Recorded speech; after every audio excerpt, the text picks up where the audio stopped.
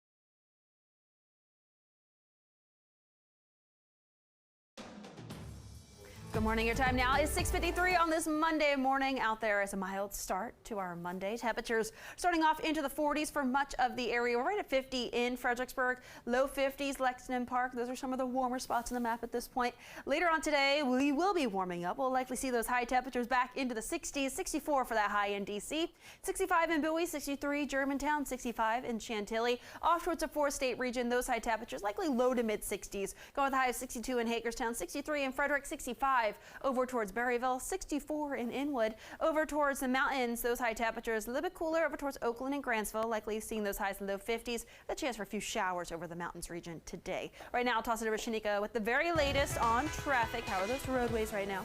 Well, you're seeing some delays depending on where you are. We're looking at Tyson's Corner, Northern Virginia. We have a crash to the right, and this is right near 123, so do keep that in mind. That is heading northbound. Other than that, you're looking okay for the rest of the way. Looking at the rest, like Silver Spring, 29 heading southbound. Watch for a crash, and that's right near Oak Leaf Drive.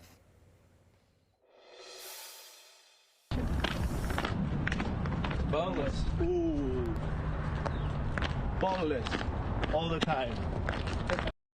Well, that right there, the great debate for the Washington Nationals, that spring training, bone-in or boneless wings. It seems to be a blowout in support of boneless wings. Yeah, I like them. And blue cheese. Ranch. Ranch. Wait. No, well, normally I go for blue cheese, but I do like ranch too. I know we've talked about this before. I thought we had a bonding We moment. do, we do. I see. Yeah, we had our bond, and then I remember you both having the Yes. bond, and then you turn around and say ranch today. I know, I know. right? But, however, It depends. Ranch with the boneless wings, yes. Oh. But with bone-in wings, I like the blue cheese. What Oh, it changes? Ah. Just the different sauce. I like both. I would pick ranch over blue cheese, but sometimes if I order like the sides, I'll be like, can I have 2 ranches and 1 blue cheese? Because sometimes I just want to change it up a little bit. Yeah. Yeah, Now- switch it Most up likely every now ranch. and then. Yeah. I went to a restaurant yesterday, asked for blue cheese, and I don't like when restaurants make their own blue cheese. Yeah. Give me regular blue cheese. I don't want any type of garlic sauce in it, anything that's gonna make it I don't want it taste- fancy. Yeah. Yeah. Give me my blue cheese. Yeah, some of them put pepper in it. Why don't you and bring things your like own? that. No. Like you Lex imagine? brings I'm her paying sriracha for a everywhere. service. Could you imagine if you brought your own? Like hot sauce Where would in I my put it? bag. I know, that's what I'm saying. Hot sauce. Bring the hot sauce in your bag. Like Yeah, Lex with her Beyonce sriracha sauce. Yep. Yeah. on your keychain. All right. Are you a cheese fanatic? We'll take a look at this list. The top 50 best cheeses in the world from Taste Atlas. 8 of the top 10 are from Italy, with Parmesan taking the #1 spot with a 4.8 rating out of 5. Now, Mexico, Spain, and France also have multiple cheeses on the list. Some countries you might not expect on there: Poland, Serbia, and the country Georgia. Nice. Yeah. I'm getting real hungry. I know. I'm really hungry Looks good. too. All right, your time right now, 6:57 on this Monday morning. Still to come, more news, weather, and traffic after the break.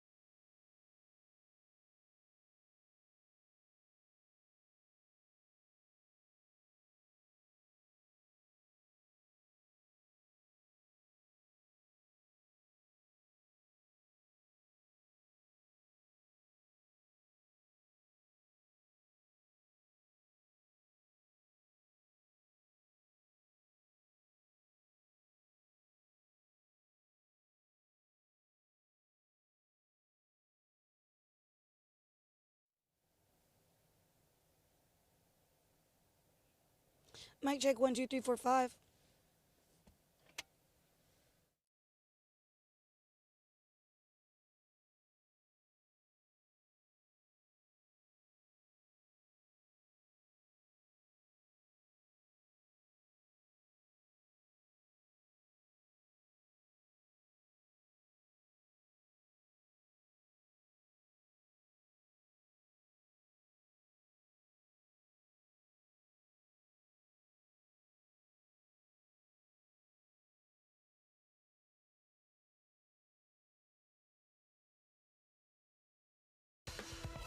This morning on DC News Now, we're talking about the clouds out there this morning. It's a mild start to our Monday morning, and we're going to be seeing those high temperatures climbing back into the 60s later on today. I'll have more details again towards the rest of that 7-day coming up.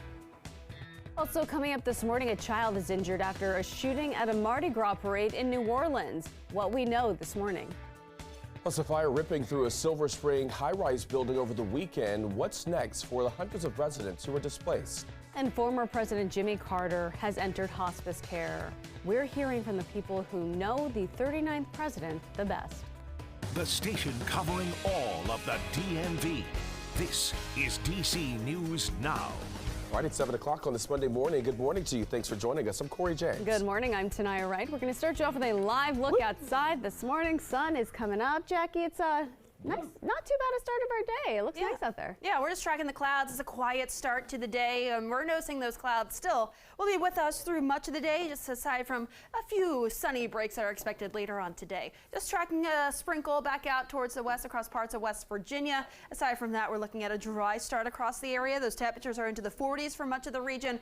Currently 49 in DC, but holding on to the low 50s down towards Fredericksburg and Lexington Park. Now, if you're trying to plan out the rest of your President's Day, we'll see those temperatures by about 8 a.m. upper 40s, low 60s by noon. We're talking low to mid 60s later on this afternoon. But I'll have more details. We'll get towards our rest of that 7-day coming up. Shanika's here with a very important look at traffic. How are those roadways? We're dealing with crash activity. This is in Tyson's Corner, so this is on the inner loop stretch heading northbound right near 123. You could see a tow truck on scene. That is to the right, so stay left to get by. It's not really causing any problems for commuters. You can see your roadways are all green, no red at all. As time goes on, though, do watch for potential delays, but other than that, you're free to go. All right, Shanika, thank you. Let's take a look at your headlines this morning before you head out the door. A man is dead after a shooting last night in Prince George's County. Now, police are still looking for the gunman.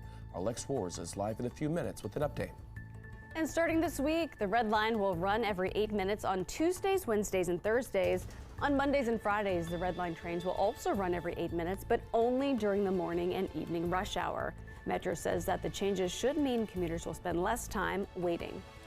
And a couple of changes today for services across the district for President's Day. The Department of Motor Vehicles, DC schools, and DC health and wellness centers will be closed. Trash collection is also operating on a modified schedule. And new this morning, President Biden made an unannounced visit to Ukraine as we approach the 1-year anniversary of Russia's invasion. This all comes after the U.S. government announced that Russia is committing crimes against humanity over the weekend. Our Capitol Hill reporter Trevor Shirley will be live in just a few moments with more. All right, time right now is 7:02. New this morning, a man is dead after a shooting in Prince George's County. It happened last night in Riverdale, just off US 1. DC News Now, Lex Wars is live at police headquarters this morning in Upper Marlboro. Lex, what do we know so far about the shooting? Right, well, we do know that one man is dead. The shooting happened on Riverdale Road. The investigation into this is still very much in its early stages. Say it happened just before 8 o'clock or just after 8 o'clock last night. Police were called there because people heard shots being fired. Once they got there, they found the man. He was lying on the ground, and that man did die at the scene. Well, now detectives are working to find out any motive or reason behind this shooting, as well as establish any suspects. They are asking for anyone who knows any information to call the Crime Solvers of Prince George's County. Of course, as we get further into this morning, we're going to try to get some more information and bring that to you both here and online. But for now, live in Police Plaza, I'm Lex Juarez, DC News Now. All right, Lex, thank you. Developing the district this morning, a teenage girl was shot on Bidding Road in Southeast yesterday. It happened just before 4 o'clock in the afternoon. Now, she was taken to the hospital.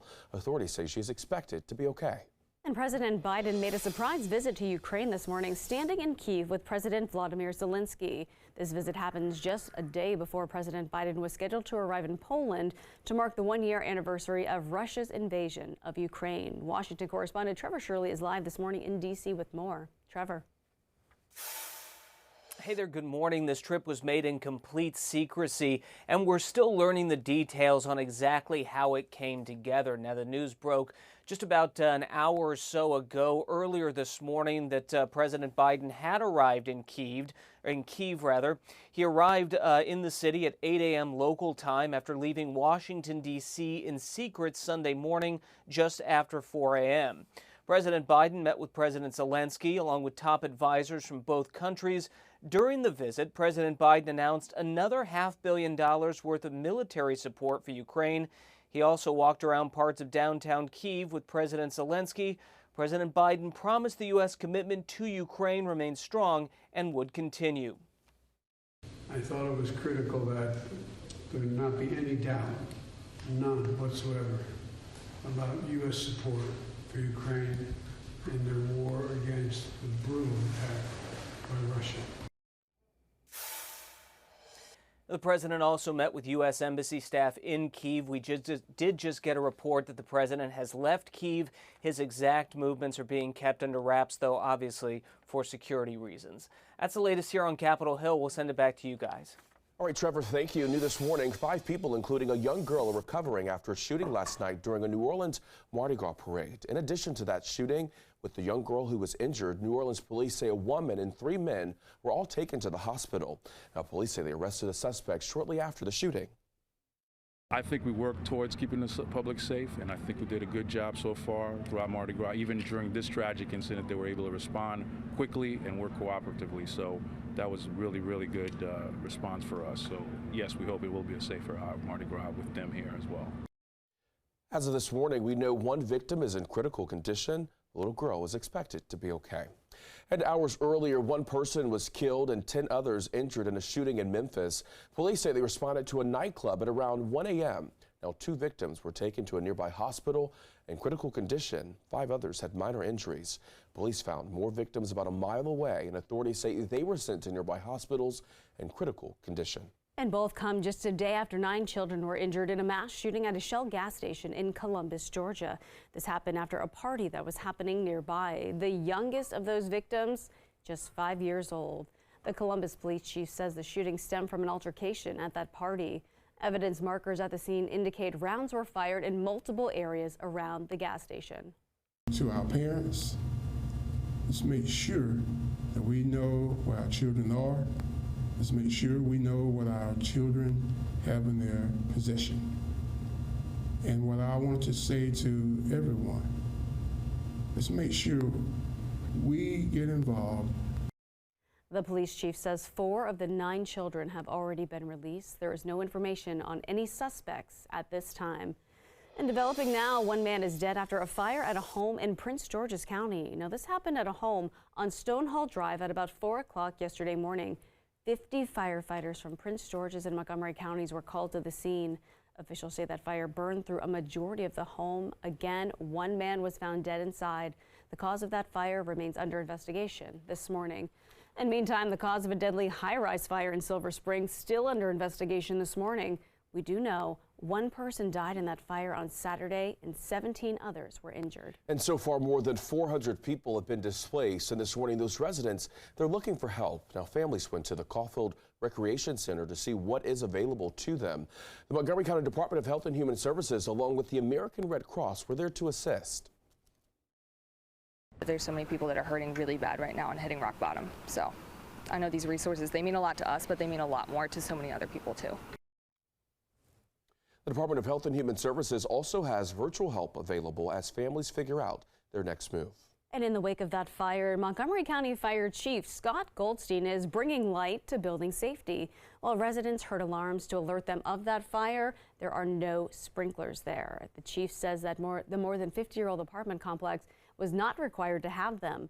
People living there say they do feel unsafe. This building is appropriate to the code at the time it was constructed. Okay, so there's a number of roughly 80 buildings in Montgomery County that are multi-story residentials that are not sprinkler equipped. Feel left out, you know what I'm saying, not safe, not protected. Firefighters say some tenants could get back into the building soon. Others say they've been told by management it could be days, weeks, even months before they can go home. Time right now, 7:08. Former President Jimmy Carter entered hospice care over the weekend. This comes after a series of short hospital stays for the 98-year-old. The former president will receive hospice care at his home in Georgia. Carter's grandson says both Carter and his wife Rosalind are at peace. The 39th president also beat liver cancer back in 2015. Carter celebrated his 98th birthday in October. And the former president's friends and family members, they are praying for him at a small Baptist church in his hometown in South Georgia. And, you know, he's a president, but to me, he's a friend, and to a lot of us here, he's just a fellow churchgoer that sits on the same pews, and we've had the opportunity to listen to Sunday schools from him and meet a lot of people from all over the world just because of President Carter and his influence here in the church as well. Now, Carter's niece praised her uncle, saying maybe it's time to pass the baton, a baton that she says is going to be a really big one. All right, your time right now is coming up on 7:10 on a Monday. Yeah, so to come this morning on DC News Now, answering a few questions ahead of this year's tax deadline. What changes you need to know? Plus, shocking video out of East Palestine, Ohio, following that devastating train derailment. The potential environmental impacts after the break. And first, let's take a live look outside on this Monday morning. Jackie, how's it looking? Yeah, we're tracking the clouds out there on this Monday, and as we look towards the rest of the day today, we'll likely see those clouds sticking around. Let's see a few sunny breaks developing later on this afternoon, but highs will be climbing back into the low to mid 60s for your Monday afternoon. Still well above normal. I'll have more details on how long this lasts coming up.